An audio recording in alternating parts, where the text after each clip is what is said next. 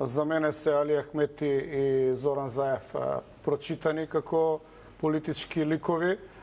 Сосема е јасно дека ова е компрометирана влада, меѓутоа сосема е јасно дека се она што ни се случува не беше спречено од страна на мојата партија. Значи, ова го повторувам во секоја емисија, во сите гостувања кај вас и Говорите за ВМРО ДПМН. Да, и во секоја прилика, да, се разбира, се знае дека сум јас од ВМРО ДПМН. Никогаш имаше и други, нели? Мислам дека не треба тоа да го потенцирам. Да, имало кога сум имал несогласувања во десниот центар. Но, она што сакам да кажам е дека при промена на устав, промена на име, воведување на двојазичност, бришање на аснум од преамбулата и воведување на Охридскиот рамковен договор во преамбулата на Уставот на Република Македонија, јас мислам дека било кој од универзумот да доеше се кандидира, требаше го победи Заев со минимум 200.000 гласови разлика.